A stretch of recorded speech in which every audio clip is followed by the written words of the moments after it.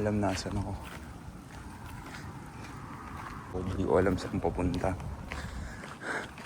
Uy, may tao. Babait naman tao dito eh. Shit, mamorder ako dito ah. Punta ako doon sa parang Far Cry 5 vibes na lugar. Walang tao. Tapos ilog yung gilid. Hindi mo maintindihan kung ba't ikaw ang napapagtripan. Nahalik ng kamalasan.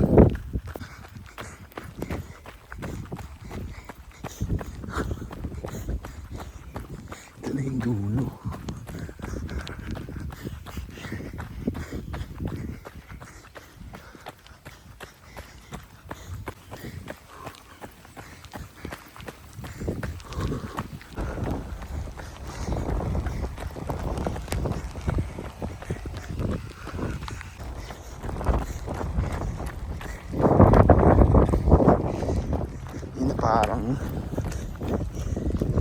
Parang zombie lang to ah. Parang aplaya lang. Dito na ako sa aplaya. It's a nice day. Wala, pero umaraw din.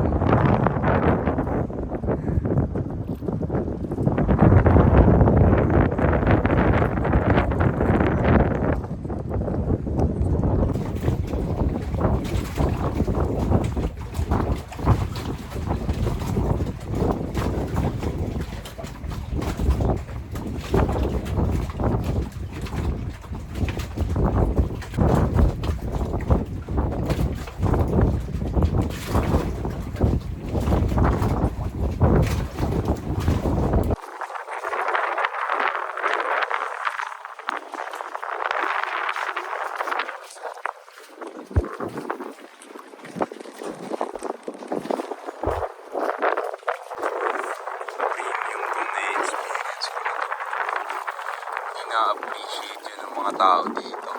Pero kung galing ka sa Pinas, galing ka sa slum ng Pinas, galing ka sa slum ng San Pedro, sobrang ma-appreciate. Libre lang, wala kang babayaran, pwede ka magstay dito.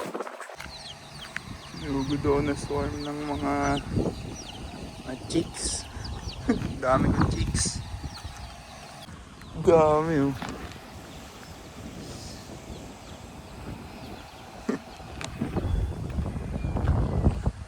Talaga kaya akong manok. Yan ang gusto ko sa future. Gusto ko meron akong malaking farm. Tapos lahat ng kailangan ko ando na. Merong mga gulay, mga prutas. May mga prutas, tapos may mga poultry, may mga baka, may kambing, lahat nandun. Tapos kahit di ako gumalaw, di ako magtrabaho, may makakain ako. Yun ang ultimate goal ko. Meron akong mga taong mag-aalaga ng farm. So ako din, tutulong din ako. Yun yung tatrabahuin ko. Pero goal ko siya kapag nasa 40s na ako.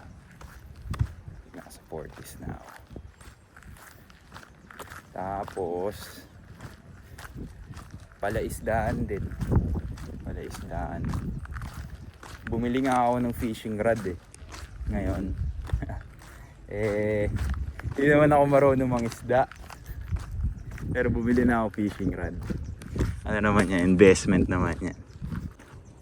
So yun na rin magiging business ko, di ba? Magiging supplier ako ng gulay, prutas, kung ano pa man. Bukod sa fresh na yung kinakain ko, kumikita pa ako. That's the ultimate goal. Pinaka-goal ko.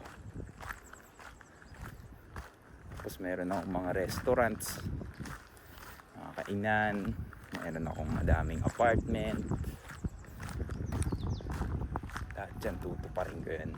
Hindi ako mamamatay sa mundong to na hindi ko natutupad yan. It's the ultimate goal. Ito yung dinaanan ko kanina. Mukhang Silent Hill type. Katakot siguro dito pag gabi. Sabi nila, kapag nai-stress ka na sa mga iniisip mo, go somewhere that you feel small, like nature, dagat, bundok. Kasi marirealize mo kung gaano ka walang kwenta yung problema mo. Marirealize mo na napansamalo lang lahat lilipas din. All things must pass, sabi nga ni George Harrison. Sunrise doesn't last all morning, and the cloudburst doesn't last all day. So if you feel stress, pag masyado nang lumalaki sa utak mo yung problema mo, go somewhere na feel mo maliit ka, like the nature. Go somewhere where you feel small. So yeah, lakad lang ako dito. Damahin ko lang yung pagiging turista ko. Turista lang naman ako dito eh. Pag-alien ako dito eh. Hindi ako kilala na itong mga punong to eh. At di ko rin sila kilala. Nagtataka sila. Bang energy to ah. Parang squatter ang energy nito ah. Parang galing pulong candy yung energy nito ah. Pero hindi. That's one thing na maganda about nature. They will accept you for who you are. You know, di naman ako sinasaktan ng mga puno. Pero I'm getting a positive energy from them. Di ba? Nakakuha ako ng something positive sa kanila. Pero di naman nila ako kilala. That's what good about nature. Tao dun. Nagpa-plow. Morning, sir.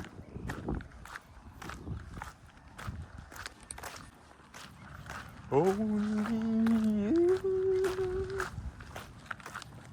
you can make this world seem fine. Only you. Sobrang ganda ng larong yun, Far Cry 5. Naalala ko, iniram ko yung PS ni CJ. Tapos may Far Cry 5. Sobrang ganda ng larong yun. Sobrang memorable. Kalimutan ko na kung anong taong ko nalaro, pero ang ganda. Merong sundalo na may PTSD. Tapos pag pinlay mo yon, yung Only You, magwawala siya, papatay siya ng lahat ng tao. Yun yung trigger niya, yung kantang Only You. So pabalik na ako, pauwi na ako. Ocean, deep water. Yan nga. Deep nga naman, wala kang makita sa ilalim. Yan nga, baka may anaconda dyan.